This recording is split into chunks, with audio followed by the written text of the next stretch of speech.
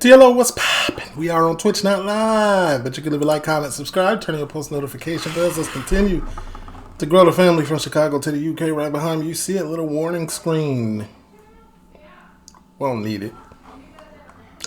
Cunk on Britain, Season 1, Episode 3. Talk to me. Copyright disclaimer under Section 107 of the Copyright Act 1976. Allowance is made for fair use for purposes such as criticism, comment, news reporting, teaching, scholarship, and research.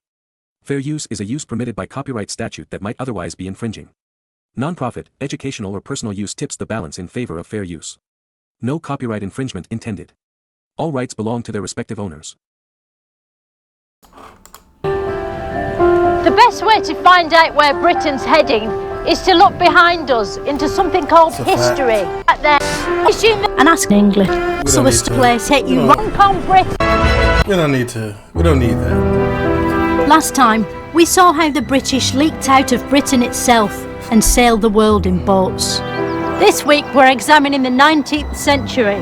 This was a time of invention, industry, discovery, empire building, urban squalor, sexual hypocrisy, optimisms. That's a picture, YouTube. Come on now. Statues, painting, photograph, him, her, them, and tree. It was a time when British creativity was at its peak, bringing us everything from great works of art to great works of train. A time when Britain very much entered the third episode of its history. Britain is very storied. There's a lot of footprints, inventions, music, pictures, art, everything. It's crazy.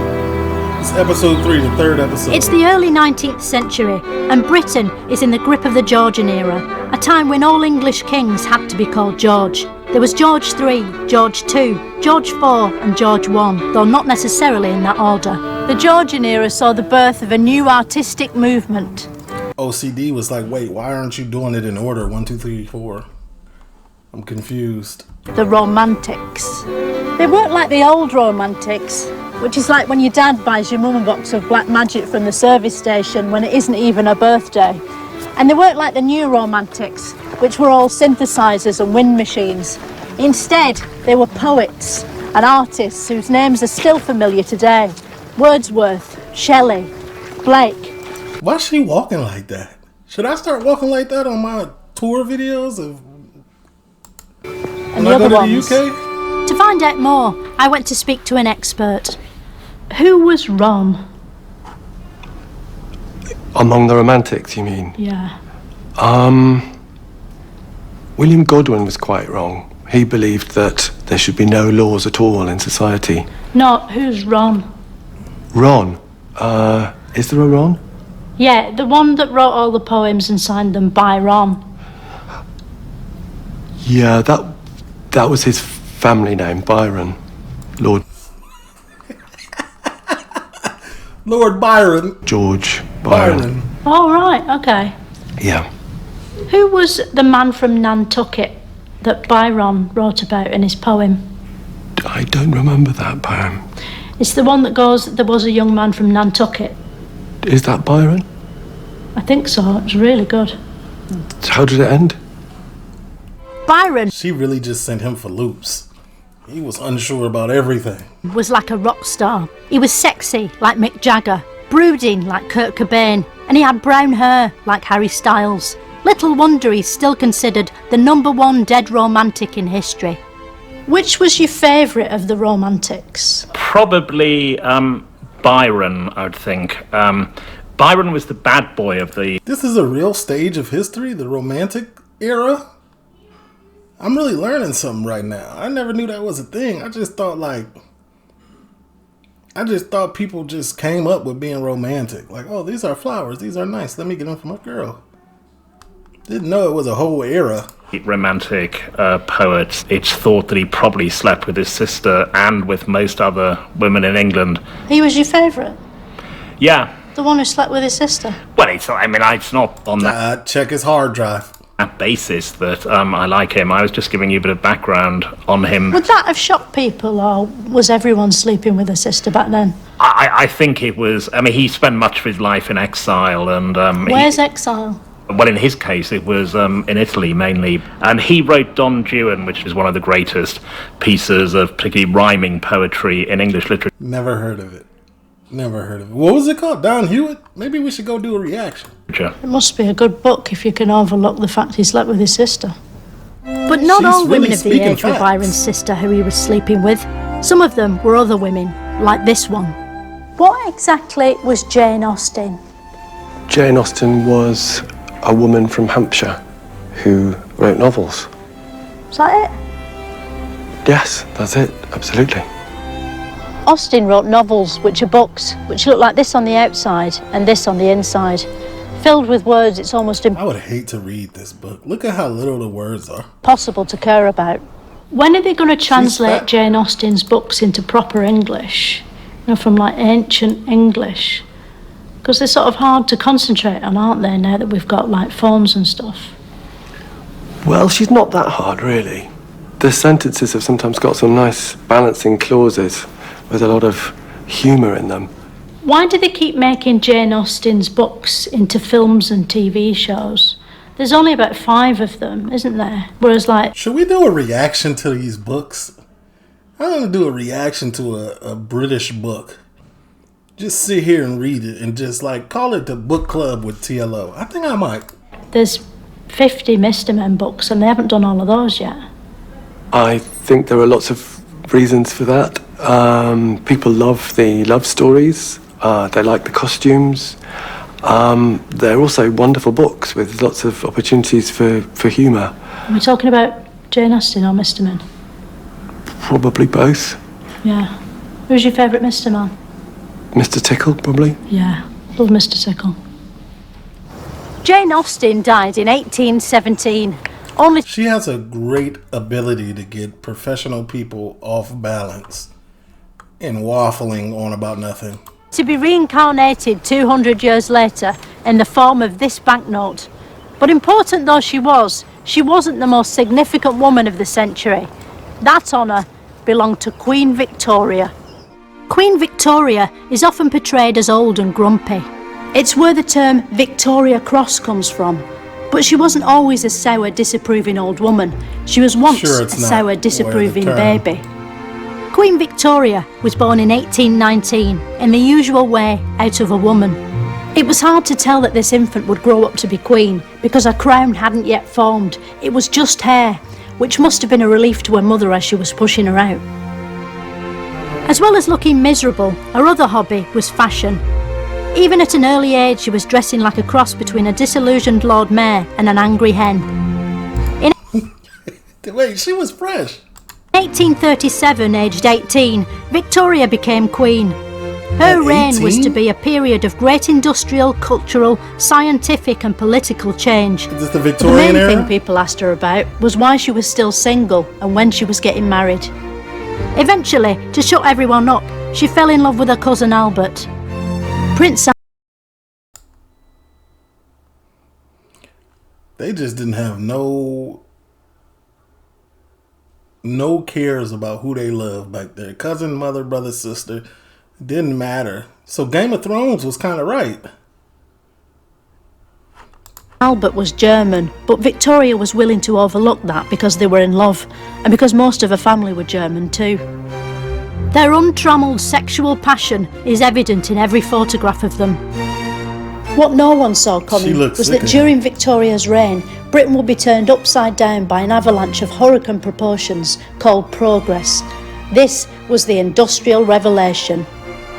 And the very first winds of that changequake detonated in the almost prehistoric world of transport. The Victorians had horse-drawn buses, but you never see horses drawing anything these days, do you? When did they lose the ability? You see the lady? It took everything in her to not make a face. To draw? Is it when their hands sort of turned into hooves? When we talk about horse-drawn buses, we're not really talking about horses drawing buses, but pulling them along. So that's the meaning of the word draw in this instance. Right. And that stopped really once we had the railways and then even more the engines. Engines ran on a mysterious new element the Victorians had discovered called steam. Oh, I rode the Victorian line from when I was in London, from the airport. It was nice. Or is it Victor? I don't know. I don't know. It was a big deal, wasn't it, when they got trains to run on steam? Where did they get the steam that powered the trains back then? Coal? Did they have to sort of mine it from underground, or did they get it from the sky? Well, you can actually make steam by boiling water. So what they're doing is using the coal to boil the water and make the steam that way. Right, so I feel like there's a better way. Oh, well, there is now. My bad. clouds are made of boiling water. Why don't planes boil then when we fly through them? I think you probably want to speak to a meteorologist about the clouds. Okay. She's fed up with her. She has good hair. I wonder if she put like coils in them or it's just wake up like this. You woke up like that? You heard the Beyonce song. About the clouds. Okay.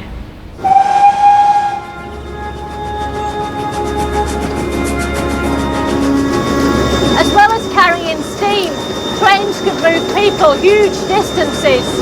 And they work much harder and faster than horses. And unlike horses, they've got a big smiley face on the front and the voice of Ringo Starr. Is Thomas the Train from the UK? Oh my god. Y'all got Thomas? I gotta look back and see if he had an accent. Soon the inevitable happened, and mankind bred with trains, creating half-human, half-trained super-engineer Isambard Kingdom Brunel, who kicked the Industrial Revolution into overdrive. Why is Brunel considered one of the greatest Britons of all time? Brunel built so many different things, towns, canals, bridges. I mean, he was responsible for many of the things that happened during the Industrial Revolution. He really took our country forward in terms of technological progress. Where does he rank compared to, say, Nick Knowles? He's definitely further up the list, on my list. Nick Knowles or Brunel? Brunel. I suppose we haven't given Nick Knowles a proper chance yet, have we? We don't know what he might come up with yet. This is one of Brunel's most famous achievements, the Clifton Suspension Bridge, Britain's first white-knuckle ride. I'm not gonna lie to you. I don't know if I'm comfortable with going across that. Wait, go back? How does this even work?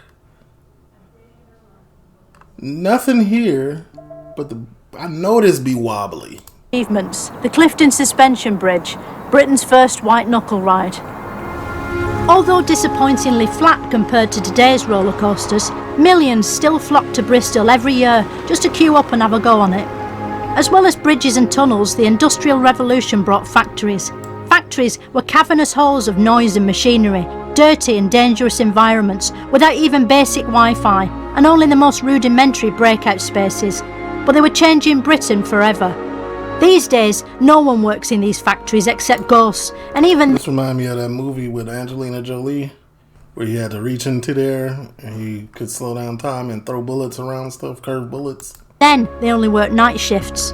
Workers did long, thankless hours with no breaks and low pay, in a squalid and threatening environment, conditions unthinkable today to anyone who isn't a junior doctor. The Industrial Revolution was so frenetic, a man called Charles Babbage got carried away and invented the computer far too early. Modern computers are tiny, but this was as big as a transit van. It was even bigger than the 1990s one your dad's got in the loft and won't throw away in case the bin men find... I don't think that's a computer. What is that? ...and all his bank details and mucky JPEGs. Hello, Oh, who are you? That's somebody I'm else. Doran Swade. I'm an historian of computing, and I was responsible for building this engine. So what games does it have? It doesn't have any games. It must have like some basic games like Mario Snake. Kart or Snake or I'm afraid not. Patience, like the shittest one. It must have Patience. I'm afraid it doesn't. It doesn't have any games. None whatever. It just does mathematical calculation. So So it's like a big calculator, okay. where's the screen on this computer? A screen, again, is part of the electronic era. This has no screens. As it happens, you don't need to read the numbers because it prints them automatically for you. It's a shame, isn't it, that it doesn't have a screen, because then you could turn it upside down and the numbers would become rude words. You know, like with a calculator. Yes. Have you ever done that? I haven't, but I know what you mean. You've done this, but you haven't done that. Correct. Babbage never foresaw the terrible consequences of his invention. That was a computer. The computer is a 90-inch. It's huge. A machine that would autocorrect his name to Cabbage every single time. The Victorian age was an era of huge and inventive leaps. But one man was about to take too large a step for many. Charles Darwin. Darwin was born the son of a doctor, but using his own theories soon evolved into a scientist. He was fascinated by nature and decided to find out more about it by going to sea on a beagle. Darwin sailed off on his science mission on a beagle, didn't he? He did, yeah. He went off for 5 years on the Beagle, a small ship which circumnavigated the world. Not a dog. No. So it wasn't a ship that evolved. Keep in mind, y'all, on the description of this video, you can just now request videos. You just click it in the description. You put the link, your name, and a message. Salute. I would prefer if you did not put music request on this channel, because we don't do it for this channel. But, you know, I digress. Evolved into a dog. Certainly not, no. On his journey, he visited the Noel Gallagher's Islands and came up with a theory that animals that were dead were less likely to reproduce than ones that were alive. It's common sense. Talk me through the events that led up to the moment where Charles Darwin invented the monkey. Darwin didn't invent the monkey. No one invented a monkey. Okay, well, talk me through the events that led up to the moment where Charles Darwin didn't invent the monkey. Charles Darwin saw monkeys as potential progenitors of humans, i.e. we could have evolved from them. When they put monkeys in zoos, how long does it take for them to turn human? Well... Good question. It's not really to do with the zoo. Alright, so say we kept... I've always thought that, though. Like, if a monkey evolved... If a human evolved from a monkey, how come we've never seen it again? How come it's never happened again? If that's the theory, then the theory should be able to recreate itself. We've watched stuff evolve into other stuff in other species, but we've never seen a monkey go to a human. We've never seen it. In the wild, how long would it take for that monkey to grow like a nose or ears? Well, they have noses and ears that are perfectly functional. Like a man's nose. Those apes and monkeys don't need a human nose. It wouldn't do them any good. What's the fastest evolution could happen? Like, how fast could you turn a pig into a cow? A pig into a cow? You're never going to be able to turn a pig into a cow. Like, we can watch a pig. We can put a pig, a regular pig from a farm, into the wild and watch it evolve almost like instantaneously into a warthog. Like, we could see that. We could see the evolution, the necessity to have X, Y, and Z. We could see that take place. But we can't see that with a monkey. We've never seen it. Just think that's interesting. Why would you want to turn a pig into a cow? Pigs are quite good at being pigs, and cows are relatively good at being cows. Why do you want to turn a pig into a cow? Bro, looking up into his brain like he's really trying to quantify what's going on. I knew that he was going to be the one because of how his shirt is. I knew it. When you come onto a show with a shirt like this, you're going to be a tryhard. Just see what it's like. In 1859, he wrote a book about his theory called The Oranges of the Peaches, which described how oranges have evolved from peaches. Controversially, the book claimed that man was descended from monkeys, a twist most of the readers were unprepared for. The idea that man and ape were close relatives was considered both hilarious and shocking, a bit like Graham Norton, but with more profound consequences for all humankind. Eventually, Darwin evolved himself into a corpse. He was buried here in Westminster Abbey before evolving again into worms and dust. Meanwhile, Britain itself was evolving into an empire. The British Empire was the biggest the world had ever seen. It had started back in the days of Drake and Raleigh, then expanded when Captain Cook discovered Australia, when he took the first ever gap year working on a beach near Sydney. With its year-round sunshine and abundant food, Australia was deemed the perfect place to send Britain's murderers. It was hoped they'd suffer terrible homesickness as they lay soaking up the sun. But there was a dark side to Britain's ever-increasing globalisation: slavery. These days, people pay thousands of pounds to visit the sun-kissed islands of the Caribbean. But in the 1700s, you could go there for free if you were black and didn't want to go there. It was immediately obvious to anyone that slavery was wrong, which is why it was only allowed to continue for hundreds of years. There were many countries in the British Empire. By Victoria's day, the empire bits were coloured pink on the map to remind... Let's make sure. These are all pictures though, so it should be cool. White Britons what colour they'd turn if they went there and stood in the sun too long. And no bit of the map was pinker than the jewel in the crown, India. For years, a British business, the East India Company, had ruled over India, and the locals weren't happy. A corporation running a country is the sort of thing that usually happens in a scary science fiction film. But this was real and ages ago, and had all tea leaves in it instead of lasers. After a people's rebellion, the company was replaced in 1858 by the British monarchy, and the British Raj was born. Queen Victoria was made Empress of India in 1877, a title she was so thrilled by, she immediately set about never visiting the Indian continent at any point in her life. For some reason, the debate still rages as to how good the British Empire actually was. It was good. At one point, it ruled 75% of the world. Was the British Empire evil like it was in Star Wars? I think the important point here is that, yes, many people would have seen the British Empire as being an evil empire. Well, can't obtain that much by doing right, by doing everybody right. At the same time, many people, unsurprisingly most of them British, would have seen it as something that was a beacon of light. So I think that here lies one of the key debates in British imperial history: was it good or was it bad? Who was the Darth Vader of the Empire? Was it Queen Victoria? This is actually a good question, Loki. You probably wouldn't have had anyone quite as powerful as Darth Vader, as, if you like, a supreme leader. What about Luke Skywalker? I think many people would have liked to have undertaken a Skywalker-like role as a saviour, but there probably weren't too many of those around. Chewbacca? No, I think that's stretching it.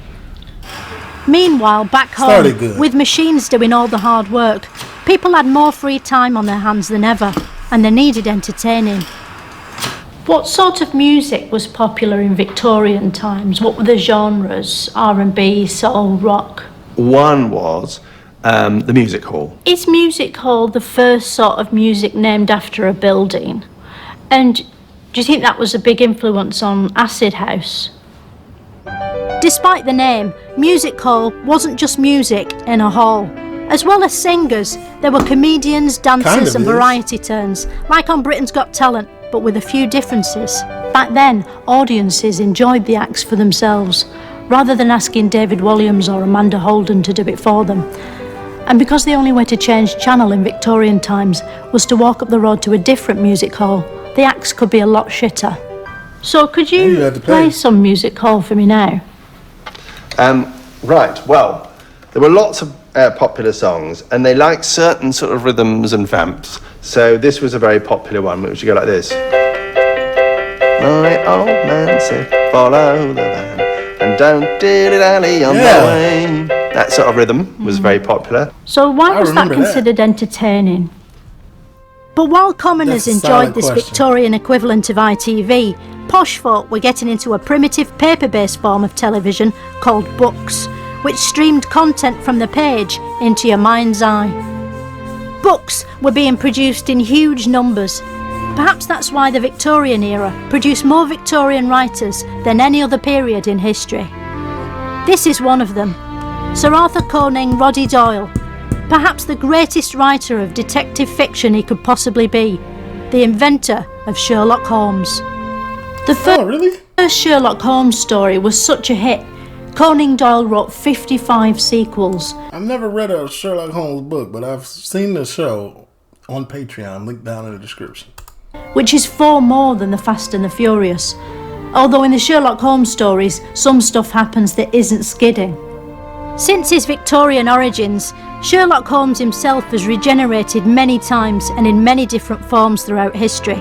From drawings, to black and white man, to a black and white man in colour, into a cricketer, and even an alien. Yeah, that's the one I see. But perhaps the best... And he does look like an alien, to be fair. Best known Victorian to put quill to paper is one of the greatest writers Britain has ever shut out, Sir Charles Dickens.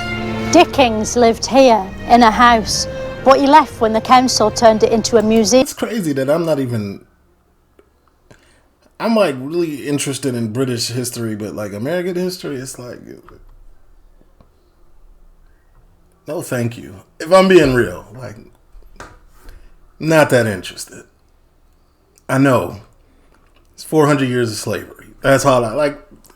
After that, it's like, and then like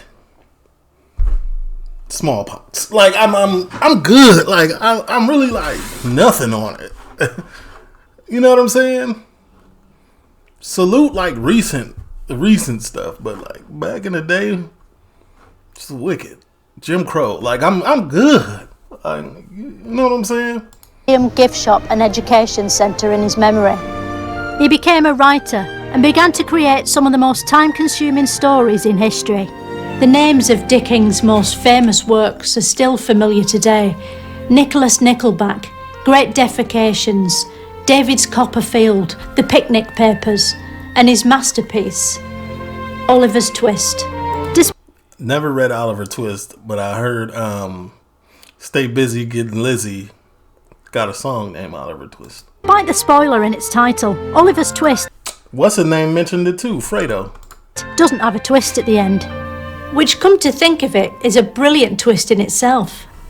That's how clever Dickens was.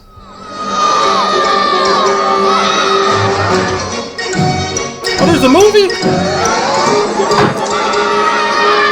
Like many of Dickens' works, Oliver's Twist exposed the grim underbelly of Victorian London. As you can see from this blistering adaptation, it's an uncompromising, searing vision of extreme poverty and synchronised dancing. Despite his genius, Dickens' immortality couldn't last, and in 1870 he died forever. We don't know what his last words were, or whether he managed to blurt out "the end" just before closing his mouth for the last time. But while Dickens was celebrated, another Victorian wordsmith found himself on the wrong side of the law. Oscar Wilde was a brilliant writer and wit, which is the Victorian word for top bants merchant. He was persecuted for being gay and ended up in reading jail. Luckily, being a literary man, he loved reading and was so happy he wrote a song about it. I wonder who's the first community member. It's a good question. It's probably somebody. There's a lot of firsts coming out the UK, so I wouldn't be surprised. Sadly, it didn't do very well because there's no tune to speak of, and as you can see, he's misspelt jail on the front. The Victorians treated Wilde like a sexual deviant because you can see it. You can see it all in the positioning of that hand. They were extremely prudish. In polite society, clothing was prim and proper. Even glimpsing an ankle was considered racy. So chances are anyone seeing a bum would have had a stroke. In fact, the famed Victorian morality was nothing more than a hypocritical front. For one thing, as these Hey, now? photographs prove, people still had buttocks and muffs. Some people even had intercourse. Victorian London in particular was a hotbed of vice, with many a so-called respectable gentleman paying women for sex up the East End. If you were a prostitute in London in 1888, there were 2 words guaranteed to put the fear of God into you: Jack and the Ripper. Jack the Ripper was one of the most antisocial murderers Britain has ever seen. Much of the fear of the Ripper was stirred up by the press and by the way he kept killing people. The murders brought shame on 19th century London, which is why, unlike other prominent Victorians of the age, Jack the Ripper has never appeared on a banknote. Despite this, He's just as popular today as he wasn't back then. You can still go on Ripper tours around Whitechapel, a fun way of commemorating a serial killer, although committing murders on the tour itself is lightly discouraged. Because the culprit himself was never caught, there's a lot we still don't know about Jack the Ripper. We don't know who he was or why he did it. We don't even know if Jack the Ripper was his real name or just a nickname like 50 Cent. We don't know when he died or if he died. It's chilling to think that Jack the Ripper could still be alive today. He's not. Living somewhere out there under his real name. Maybe he's one of your friends or neighbours. Or maybe he's you. You'd have no way of knowing, and that's terrifying. But it wasn't just prostitutes who died in Victorian Britain. So did Victoria's beloved husband Albert, who succumbed to typhoid and stomach and bum trouble in 1861, a mere 125 years before the first transmission of the BBC comedy series Brushstrokes. I thought we was gonna get off without seeing this. But Prince... Oh wait, it was short. Victoria was so heartbroken by Albert's death, she spent the rest of her life wearing black and pulling a face like Alfred Hitchcock watching a dog drown.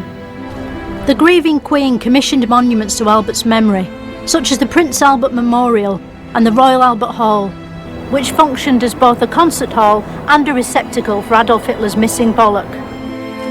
And then Victoria did what any widow would and went off to the Isle of Wight to look out of the window until she died. Fittingly, for a monarch whose reign had seen many technological advancements, moving pictures had just been invented, just in time to capture her funeral, but sadly, not in time for her to enjoy the footage of her funeral. The entire country came to a standstill for the procession. It was as though the British public weren't just burying a queen, but an entire era, which they'd somehow managed to fit in the box along with her That's exactly what was happening. body. The death of Queen Victoria reduced the number of women with a voice in British politics by 100%, because in 1901, women did not have the vote, even though at the time, half the men in Britain were women. Women were thought of as simple creatures who could give birth and raise families, but couldn't be trusted with something as complicated as drawing an X with a pencil. Today it's unthinkable that a woman wouldn't be able to vote unless she was really hungover or in her slippers and it was raining. But back then it was the law. One woman decided that had to change. Emmerdale Pankhurst thought women could be more than just wives and mothers, so she deliberately only had 5 children, leaving her loads of time for politics. She founded the Suffragette movement. 5? These women were tough and prepared to fight, like Wonder Woman but with sleeves. Salute. The suffragettes protested in creative ways. Some chained themselves to important buildings rather than the kitchen sink. Others went on hunger strike, kick-starting the food detox craze that continues to this day.